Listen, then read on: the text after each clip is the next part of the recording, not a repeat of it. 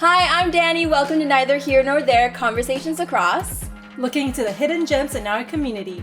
Hi everyone, my name is Christina. So today, Danny and we're going to talk a little bit about what makes our community unique. Mm-hmm. And by our community, I'm referring to Taiwan.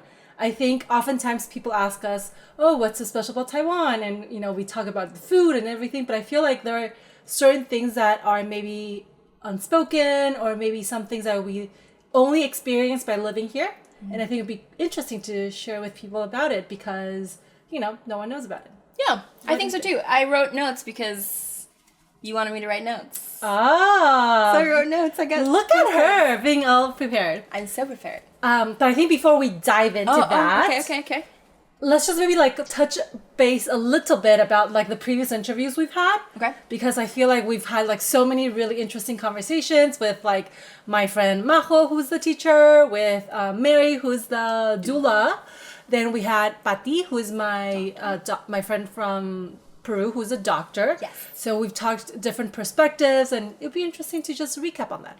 Yeah, I actually I had a thought about that as well.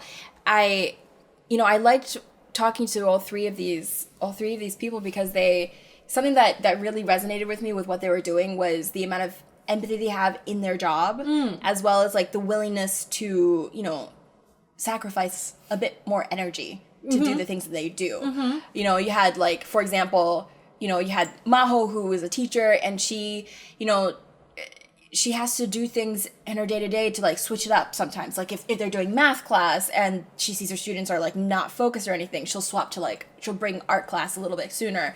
And she has to really key in, connect a little bit with her students. And think on her feet. Yeah, think on her feet. And the same thing goes for, Mary Catherine was saying that as a doula, every client is different. And, also for Patty, every client is different. Every patient is different. And, I thought these things are really interesting. And I thought it was one of the other things that I thought was cool was their curiosity to learn. Mm. And I thought that was, pretty much across the board, especially with Patty, because she, she'll, apply for grants to go overseas to, learn more stuff. And that's not something that's required of her. Yeah. She does that on her own. Yeah. So that she can better, help patients. Yeah. Yeah, those are some of the things. What did you think about what I said? Do you resonate with that? For sure. I think overall, and one of the reasons I think we wanted to dive into this topic this season is because there's definitely something that drives them, right? Something has to be beyond just fame or recognition or success or monetary gains. There has to be something more that you are wanting to achieve with your job, your career, your role that you play in community, that you are willing to put in all that effort. I think something that we've seen in trying to schedule a lot of these, not just the people we actually had on, but just overall the people we want to talk to, is that their schedule is so busy, it's so hard to track down.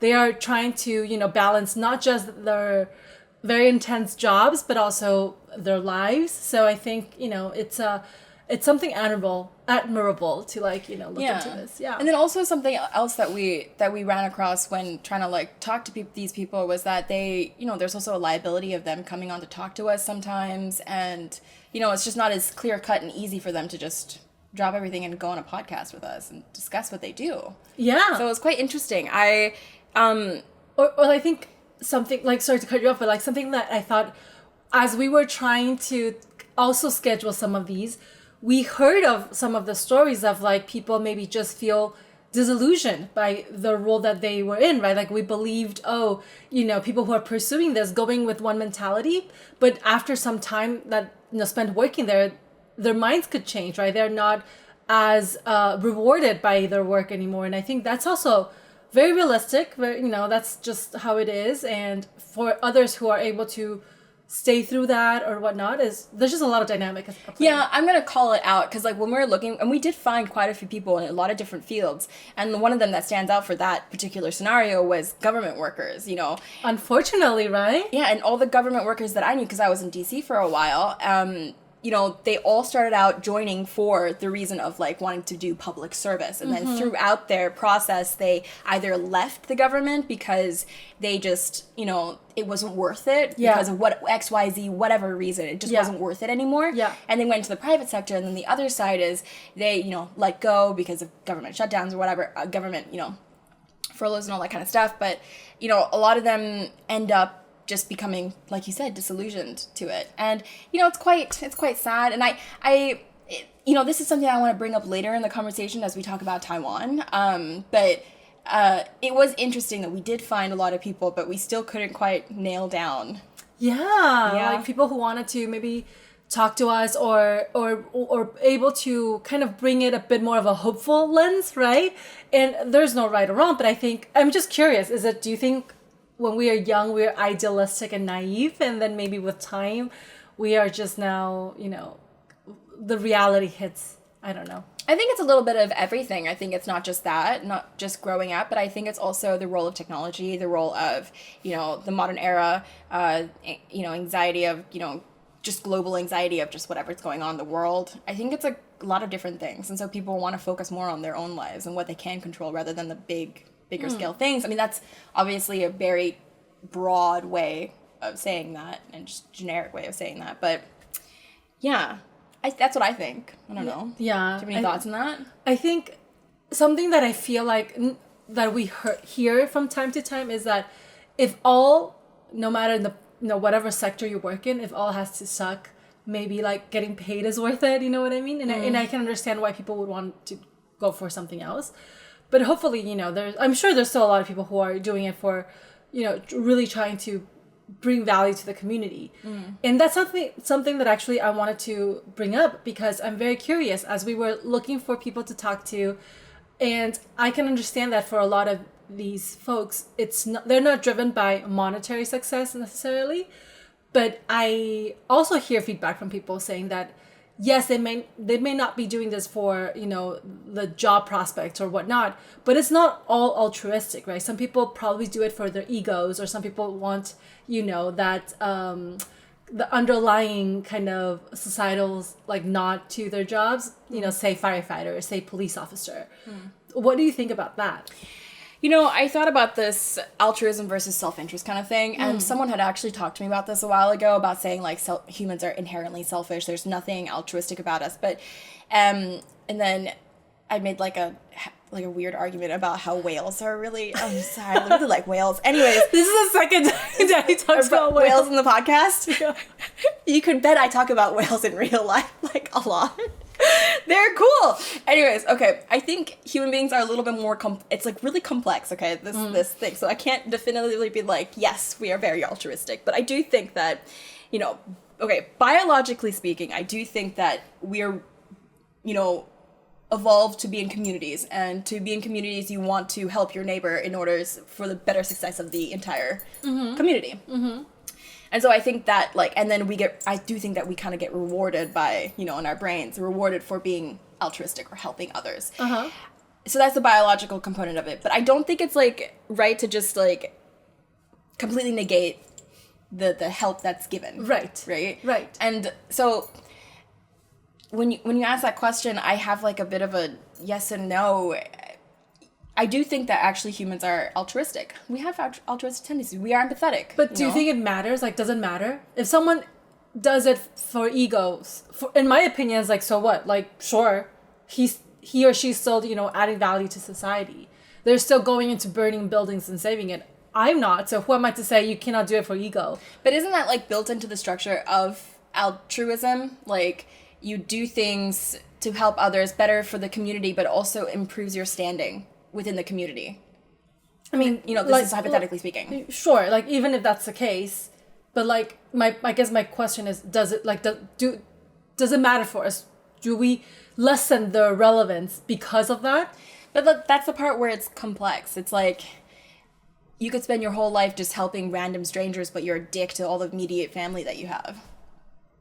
Right? Because then that makes it more complex than your family. But my point is, like, it doesn't take away from the role that they're playing. Like, we're talking about the people who are public servants and whatnot. Yes, they can be, you know, mean people, but they are still doing their jobs that no one else is doing, right? We often talk about the person picking up trash. Like, sure, you know, they are not nice to their families, but I'm still not. we are still not the ones picking up the trash. Like, someone has to do it, and someone is going to do it. That's the complexity of being human, right? You just, like, not all good, not all bad. So, like, it's great that they're picking up trash, and it's, like, really good like, public service and everything, and they could be a dick to their family, but at the same time, so it's the same thing of being human's complex, right? You do some good, you do some bad, you know, just try to balance it out a little bit. So I don't think it really matters. So, yeah, exactly. So I don't think I would care if they're doing it for the wrong reasons, per se. Yeah, because it's kind of hard to say, like, yeah, because when you're judging, I don't know, if you're judging a human being based off that. Yeah, because I think, you know, like, no, my point is, like, no one else is doing this. Like, they are definitely doing something more than what we are offering to society. Yeah, I mean, just personally, just so long as I'm just like, oh, they're, like, the paragon of good because they're picking up trash or doing, like, all these good things without looking at the undersurface of, like, all the other things that they do.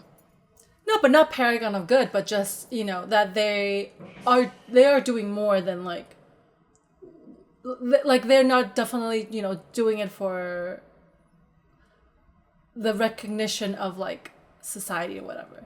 But wouldn't someone with a high ego want to do that for recognition of society? Technically? But my point is, it doesn't matter. Like, I don't really care if that person is doing it for recognition or not recognition. Sure, yeah. Because no one else is doing it. Yeah. Be it that role, be it, you know, working for government and whatnot. If it's, like, contained in that way, yeah, of course. Exactly, that's my point. It's like, contained in that way, though, you know? Yeah, but we're talking about all the roles that they serve in community, right? Yeah. So, for sure, like, it doesn't really matter if they are doing it for, you know, for just trying to save lives, or versus they're just doing it because they want people to say, well, you're a firefighter. Or how about to profit? But that's my point. Like, if they really wanted to profit, they could do other things that actually make them more money. Yeah. You know, or so a lot of firefighters are doing it for volunteers. So, you know, things like that. I suppose in this scenario, I'm thinking about, like, I don't know, like a wealthy business person, and they do, like, they buy, like, a charity. No, but we're talking about, like, people who are doing these jobs we're trying to interview for. Like, firefighter, policeman, Exactly. social worker. Like, even if they're not doing it for, you know, just actually the greater good. But, like, why would they not do it for the greater good? Because, like, there's no money in it. But that's my part. That's the whole argument. Like, some people are saying, despite not having money, yes, they're not the ones chasing money, but they're chasing something. And they're chasing maybe, like, ego. Like, if you're today, you are, you know, someone who works in a you know, like in the army or whatever. Some people get, like, ego boost from that, right? Like, oh, I am doing this great thing. Then my argument is, you can do it for whatever reason. You are at least doing it. Yeah, you're putting your life on the line. So. Exactly. So it doesn't really matter if you're doing it for recognition, for ego, or none of the above. You know, it's so great that you're doing it. Yeah, it is still great. Like I said, the caveat is, like, if you're with your friend or family and you're in immediate vicinity and they're just a massive dick about it. That's, like, the only small thing. Otherwise, no. But yeah, I think fine. some people look at it and go, but the fact that they're doing it for something else, just because it's not money, that doesn't mean it's good enough. Oh, good enough. Yeah. Well, I think it's plenty good enough. They're putting their, like, if you just take the firefighter or policeman, they're literally standing between you and a bullet, or, like, they're, you know... Or a burning fire. Yeah, or a burning fire, or even a social worker. They might not be on the streets, but they're with people, like, helping people, holding their hands as they go through, like, a really difficult time. Like, yeah. Like, no one else is doing that, right? Yeah, either way, I think it's good enough. That's what I was trying to get to. Anyway, so let's start prefacing today's topic. So I think recently I was talking to a mutual friend of ours, and she mentioned that what makes Taiwan unique, you know, we were trying to kind of come down to what that point was, pinpoint that. And I think for me personally, it's very hard to explain that to people. Like, when people ask me, why do you live in Taiwan? Why, you know, what makes it so special? I don't think it's like a one thing. It's not like, oh, we have the best economy in the world, hence come here. I think it's the little things in the day-to-day that we probably often miss. So I wanted to kind of talk to you about it, because since we both live here, kind of what do you think is what makes the community here in Taiwan unique, and how do you compare it to the other places that you think are worth highlighting? Just on that small thing that you said about, you know, how rich it is here or whatever, I did look it up. They have a decent GDP here. actually. Oh, GDP is good. Yeah, Yeah, it's very good. Yeah. Okay, that's a small thing. But like, you know, people are not moving here because of the GDP. No. Anyways, one thing, you know, talking to foreigners when they come here, and one selling point that I consistently tell people when they ask me that question is, it is safe here. It is safe here, and it's friendly, and it's comfortable. Those three things. And I think that's the biggest selling point. And when you want to get down to the nitty gritty things of it, I mean, it'll be small things like, I remember when I first moved here, I left like an item out in the library, and, you know, You went to the library? It was a computer science library. It was a little bit different. Does that count? It's still a library. It's still a library. So I went to the library, and I left like a mouse and a pair of sunglasses. And this is important because I went back there thinking, like, now this is Taiwan, it should be fine. And also, I don't really care that much about this item. So I went back like 2 weeks later, and it was still there. Still there, unmoved. Okay, but hun, why did you go back 2 weeks later? Because I didn't really care about the items, and it was fine. It was fine. I say this story because when I was living in the States as a college student, like, I went to the also computer science library. Yeah, it's a thing. Lab. We call it a lab. It's a lab. Computer science lab. I left my sunglasses there, and I really liked those sunglasses. And then when I went back, it was like not even an hour later, I went back to go get them. They were gone. Yeah, just like that. So like, I'm just like saying like the safetiness and like leaving. When I go to a cafe here, I like, you know, if I was in the States, I would like bring all my stuff with me to go to the bathroom. But like here, I just leave all my stuff there. I'm like, she just goes. She just walks away. If I'm like, I don't like, I'll tell like because like I'll know like the coffee owner, like the shop owners, and like if I've like gone for like 10 to 20 minutes, I'll be like, hey, can I just leave my stuff here? I'll be right back. And they'll say, yeah. And they'll just look after your stuff for you. Where do you go? Coffee shop? Oh, I usually just come home. Like I walk home because I forgot something. Like I forgot my money bag, or like, I don't know, I just needed to come home. I don't know, sit, take a nap, do things here. Yeah, like stuff like that. Like, you know, those are my top selling points as to why I live here. And then we can get down to the other stuff. But like, you know, convenience stores and stuff like that. 7-Eleven's so convenient around every corner. You can pay bills. You can like, I don't know, what else can you do? You can pay bills, take out money. You can buy things. You can buy full meals. All right, I'll stop there and throw it back to you. But then I want you to throw it back to me. Because I've got notes, guys. I've got notes. All right, go. I mean, for sure. I think everything you mentioned are the things that people talk about living in Taiwan often. I think something unique about Taiwan that I haven't seen anywhere else that I think it's worth mentioning is this. I don't know if you've seen them, but if you go to like the hospitals or like any government agency here in Taiwan, or at least in Taiwan, there are all these like elderly people like just helping out.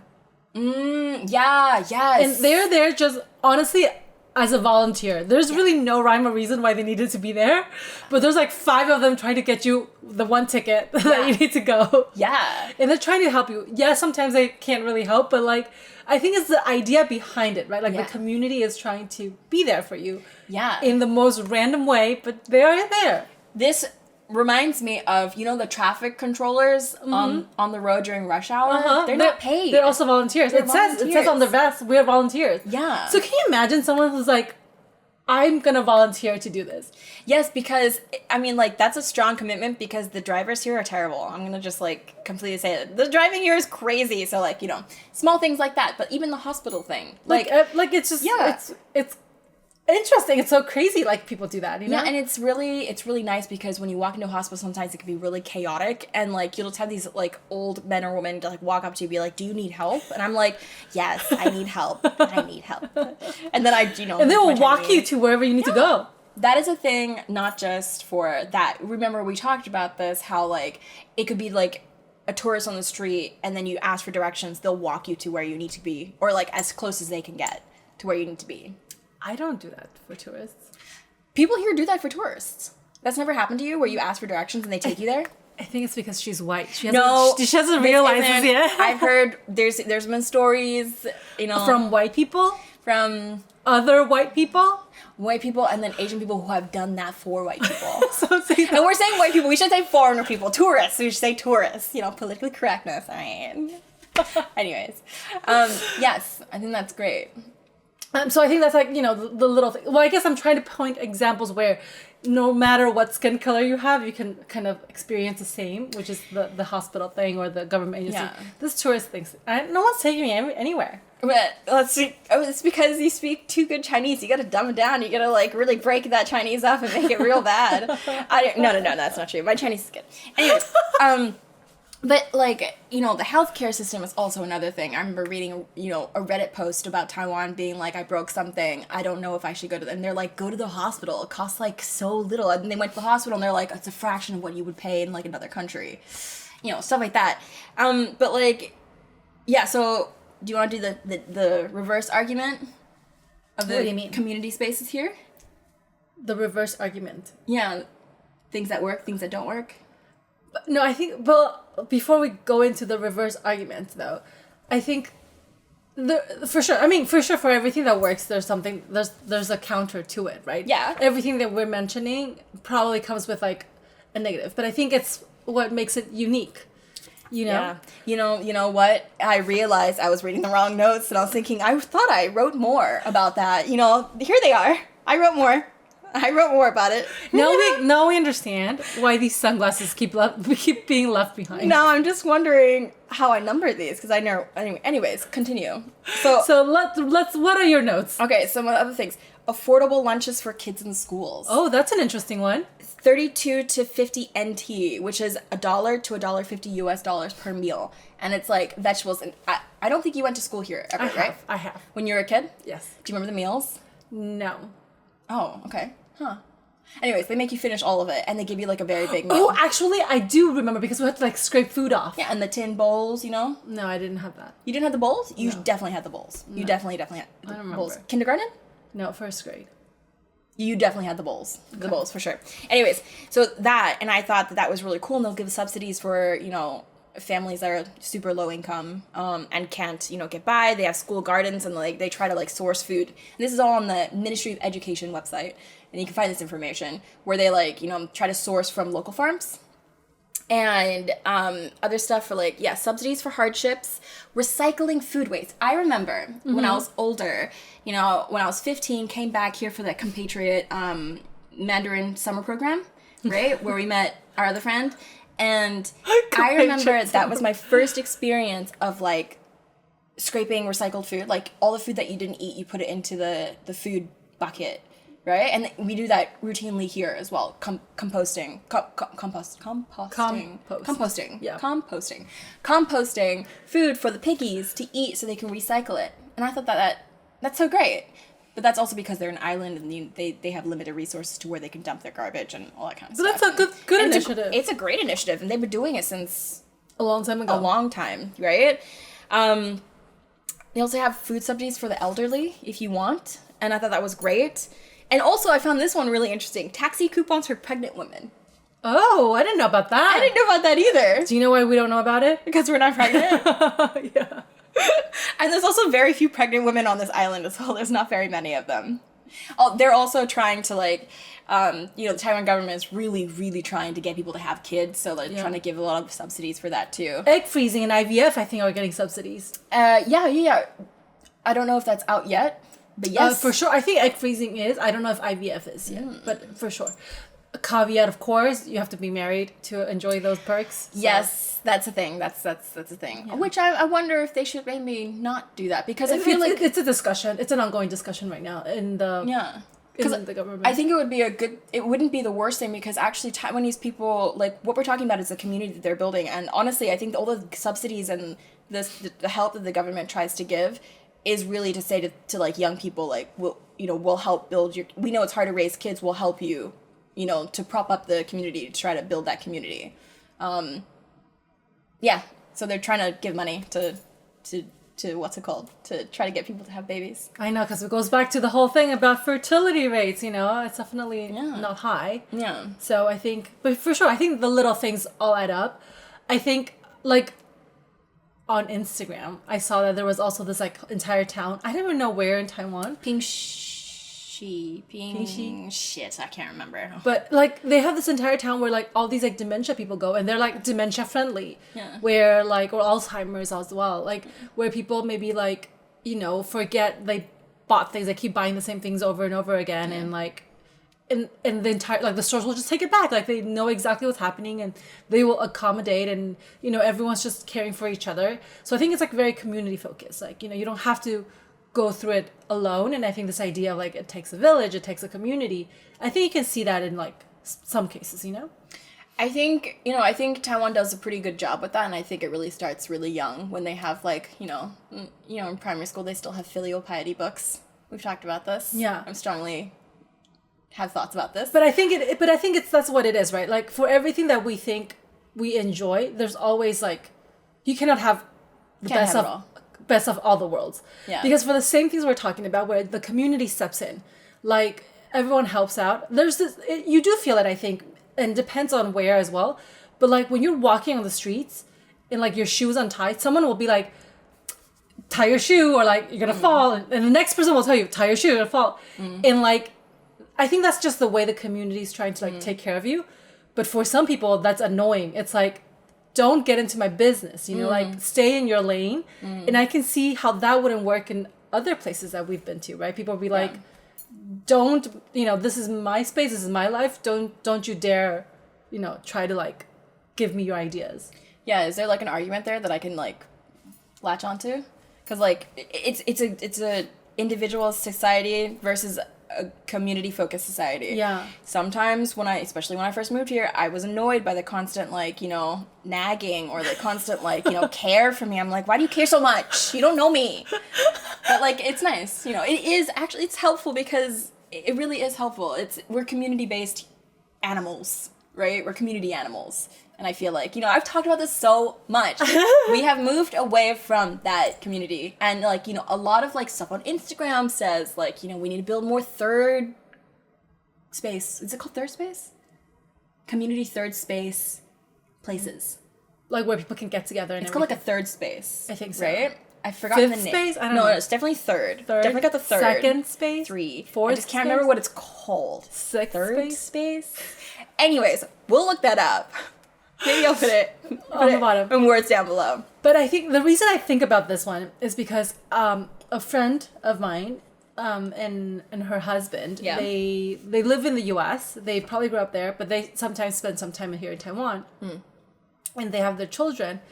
And they will say, like, bringing the children here, what they don't really enjoy is, like, they go walking through the markets, and then, like, maybe the elderly people be like, oh, be careful, your kid is like running there, or like, oh, be careful, or like, watch your kid, or blah, blah. So like a lot of people will step in or be like, oh, what, hold on to your kid, or like, we'll try to give advice, I guess, or like, warn or nag or whatever.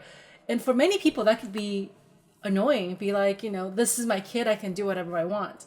But I think on the flip side, you also hear that sometimes we need that community to be watchful, right? Like I hear stories, not just this in particular, but like of other like neighborhood stories where people talk about like, oh, if only the community were to be more active. Oh, if only the community were paying attention to all these younger children or teenagers.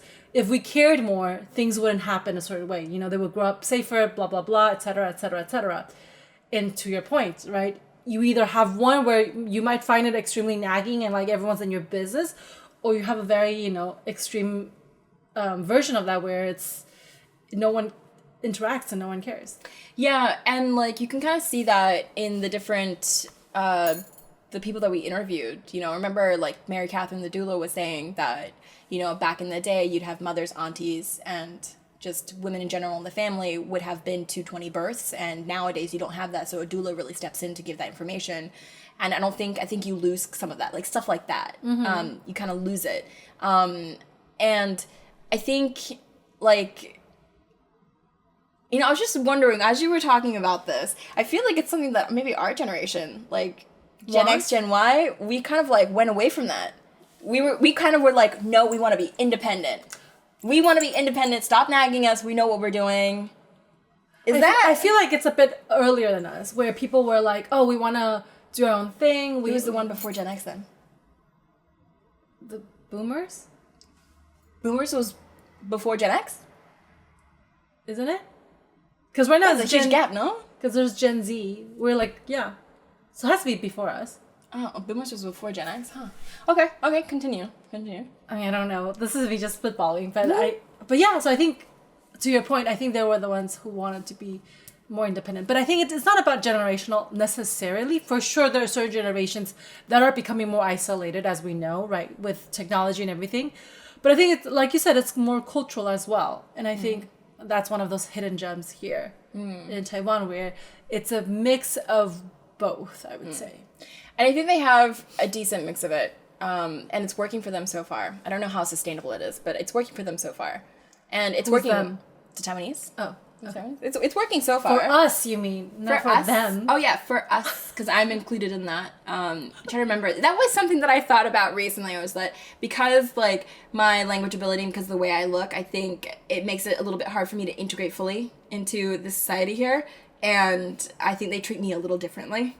And so I wonder my assimilation, whether or not I will fully assimilate here. I don't think so. I don't think you need to fully assimilate. Anyways, that is all to say whether or not I should say us. I should say us because I'm Taiwanese. And also because you live here. Yeah, because I live here. Yeah. Nice. So, anyway. So those were the perks from my side. What other perks did you want to talk about? I suppose... Not perks, and I realized why my cards got mixed up. It was because I think you missed an entire section. There was like a question that you completely missed. What makes Taiwan a worthwhile community?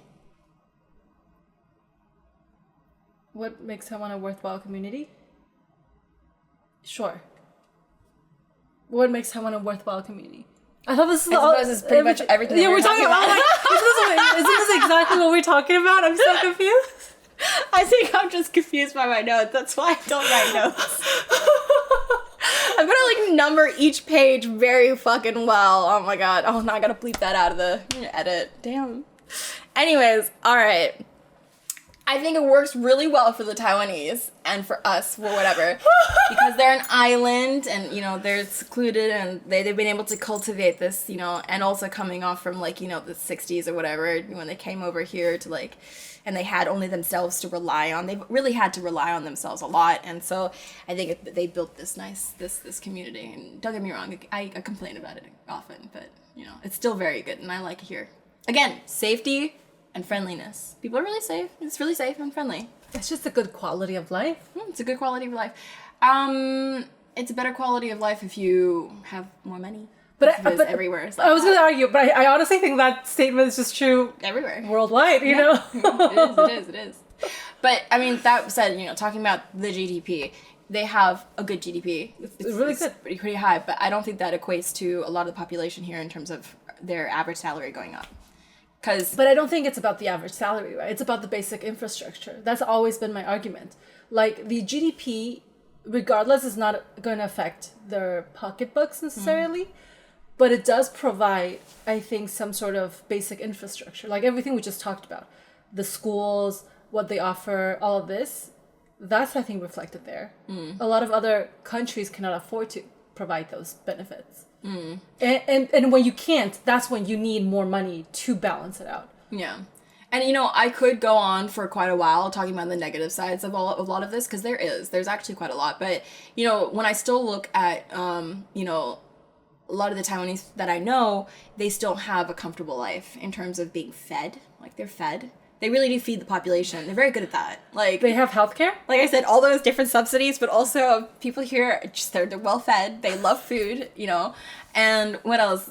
Education's a huge thing here. They have healthcare, they have education, there's public transportation. Very good public transportation. Yeah. So it's a good hidden gem. And I find that, was I talking to you or my sister about this? A lot because I remind you of your sister?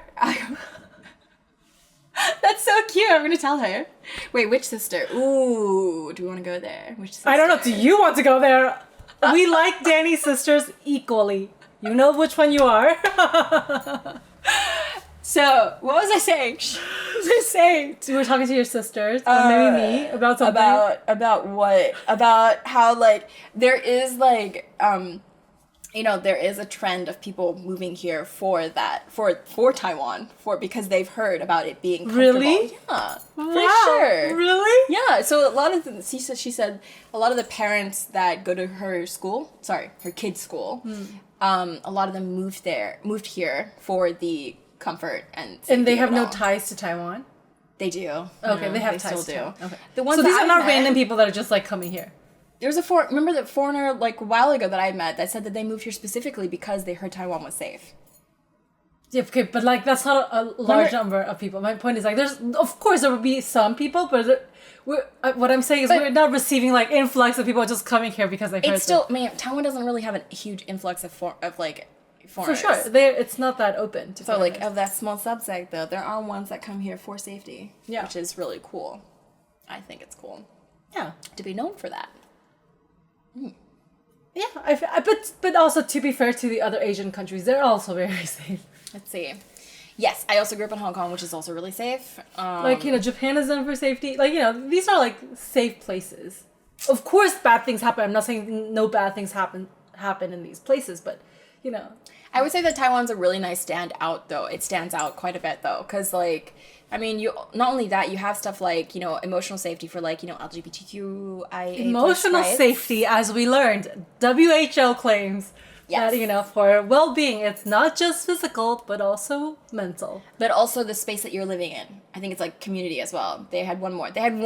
Emotional, physical, and the space that you're living in. Okay. Something like that. I forgot what it is. I did read it like recently. Anyways, I forgot what I was saying. That, you know, it's a safe place. That's our conclusion. Yeah, it's a safe place, but also emotional. Like I said, like in Asia, there's not many places that you can get married to another person of the same gender. I mean, just small things like that, right? Is Danny proposing? You wish. Anyways, But yeah. but yes, Okay. yeah. And I think that really matters. That really, really matters. Stuff like that. Freedom of religion is a thing. You're right. Yeah. Yeah, it's a thing here. No one's imposing any religion on you. You can be whatever you want. Yeah, they have Mormons here too, you know. I mean, I'm just saying that it's random. It's random. That was... It's random. Like, what are they doing over here? They're here. It's random. And yeah, it's like... Anyways, we'll move on to this. I wonder if I'm, like, running into, like, politically incorrect situations.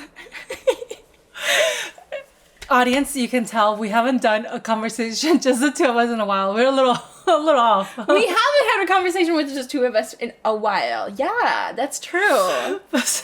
So we haven't learned to talk to each other just yet. Anyway, taking this all into account, I think it's very interesting how we're trying to bridge, you know, this idea of community, tying Taiwan and other, you know, talking to people who are contributors to their own societies, to their own communities.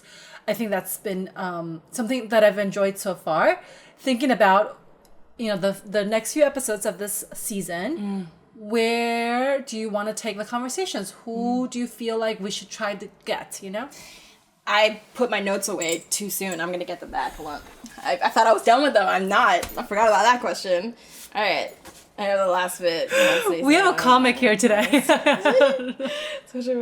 Okay. For like the people that I still want to talk to, which I don't even know if we're going to get the chance to, I want to talk to a social worker. And I wouldn't mind it being like one that was in Taiwan. Okay. So if you are a social worker in Taiwan, Or honestly, anywhere in the world, call Danny. that'd be cool. And then I would love to talk to someone who works in sustainability and environmentalism. Ooh, that's really cool. And In Taiwan? one in Taiwan would be really interesting, but honestly, anywhere in the world. But Taiwan would be an interesting one because I feel like they have tried in the last couple of decades to really, you know, recycling program and all that kind of stuff. And they do try. I don't know if they're really successful with it. And I remember watching documentaries about how they're really trying to project clean energy in the next couple of decades, which a lot of countries are, but I don't know. And then, let's see, I wouldn't mind, this is a weird one, I wouldn't mind talking to someone who works in ethics. When I say that, I mean, like, anything in ethics. Like, Yeah, what does that even mean? I don't know, just whatever's ethical. And then it spurred me on to another thought of, like, how do we make ethics profitable?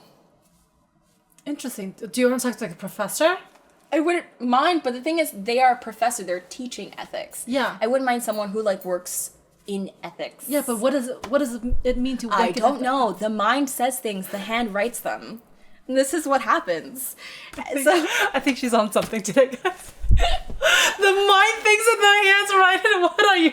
The reason why I was thinking about this was because I was talking to a friend a little while ago, and I was saying, like, you know, oh, global warming's so bad, and, like, all this kind of stuff. Like, why can't we just, like, do better as a society? And he was saying, like, we, as a society, won't do anything to make any technology or whatever to help global warming for quite a while, or to help environmentalism for a while, because it's not profitable. And so that's why I was writing this down, is because, like, how do we make that profitable? How do we make things profitable that aren't sexy? Like saving the planet. You would think saving the planet is, you know, Sexy? important. Well-being for, like, the, you know, like, it's like, you know, you have, like, a sexy bodice woman or a man, and, like, you know, they don't take care of their body, they're not obviously gonna do shit, right? But then if they take care of the body, they exercise it, you know, they get some sun on it, you know, they're gonna look nice, right? Taking care of the body, taking care of the world, the brain, all that kind of stuff. You gotta emotionally take care of the earth, you gotta physically take care of the earth, and have it be in a safe environment. I think it's a safe environment. No, I don't think it is. Anyways, that's what I've got for what I want to, you know, still do in this Next season, few episodes. next few episodes. Well, if you are any of the above, call Danny. Yeah. We're really searching, and we found a lot of these people. We just, you know, they're really busy. So if you're one of them and not busy, call us. You're probably gonna be really busy. Anyways, what are you looking forward to? I think any of the people we've talked, like, you know, anyone who really is just trying to make the world a better place should just call us. You know, doing all these great things, and be it in environments and community, we'll talk to them. Yeah, we should talk to more people in Taiwan as well. We'll make an effort. The problem with talking to people in Taiwan is that we have to do a lot of these interviews in Chinese, and I just can't keep up with that. We'll try. We'll see. Maybe I'll just be a mascot on the side, just going, like, whatever I hear or understand, I'm just like, yeah. But, like, fun fact, I do think that we are underestimating the level of English in Taiwan. Like, I was at a food fair this past weekend, and a lot of the exhibitions were in English, and people were just listening to it.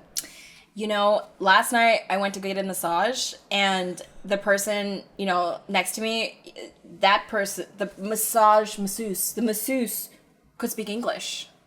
See? Because they had lived in America for, like, a while. Okay, that's a separate thing. But, like, or also, like, FYI, just fun fact for the audience, if you play in the, like, Taiwan national sport, like national level sports, like these, like, professional sports, you probably have to speak pretty good English, because either the players will be from, like, not Taiwan, or the coach will not be from Taiwan.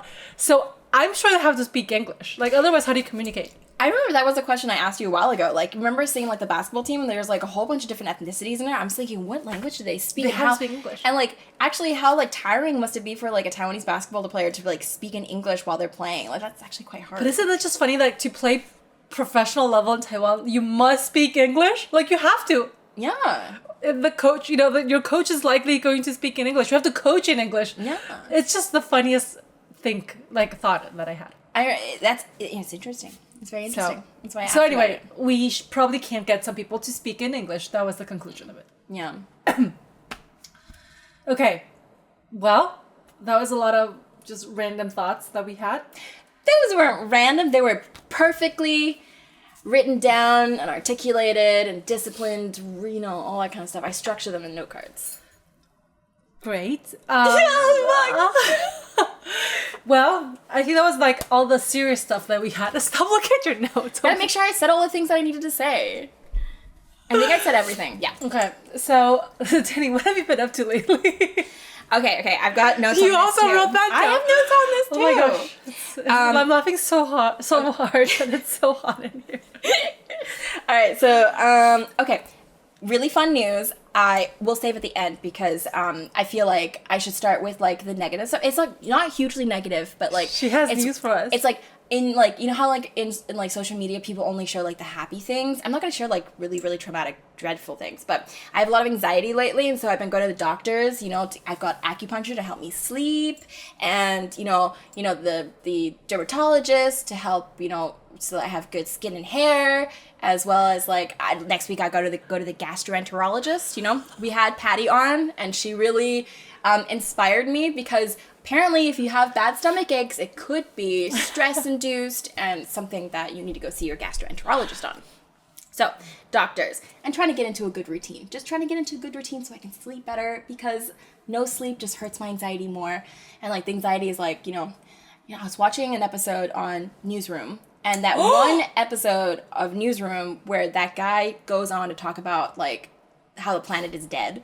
In that interview, I remember going to bed like that interview mocked me in my dreams. Like, oh my God, that's so dire. We are dead. And I was just thinking, like 10 years ago. This is like a hellscape that we're living in. We're just watching the world. But anyways, anxiety. So, but then to bring it back up again to the positivity side of things, I got shortlisted for an exhibition. Woo! And honestly, I don't actually know if shortlisted means I got in, or it just means I'm on like a runner-up and I need to go like present and make sure that they choose me. So I'm actually not sure on that. This is the funniest I'm a little conversation. bit too embarrassed to ask them, be like, hey, did I get in? Or like... But what were the instructions? They just said I was shortlisted. And I don't really know what that means. You should ask them. But then they said that they're going to choose 20 people. And so they chose 20 people. So does that mean that I'm in? All I know is that I'm presenting for them to divvy up the different money. Like, they have, like, subsidy money, right? Okay. And so that's why I'm going to go present. So I'm thinking I'm in. Okay. So I think shortlisted, because this is also translation, by the way. Oh, okay. Shortlisted. So, okay, we'll review and get back to you guys to tell you if Danny's in or not. Oh, you guys don't need to know any of this information, but it's, if you wanted to hear someone talk in the background, I'm really good for that. See, I'm very, very good for that, right? You know this. This is probably the most I've talked in, like, months. Oh my God, is this, like, the most I've talked in months? I feel a little bit high right now. I'm telling you guys, whatever she's taking, it's working. All right, so what am I up to lately? All right, I gotta reverse it back now. What are you up to lately? Now I can safely put away my cards. They are away now. All right.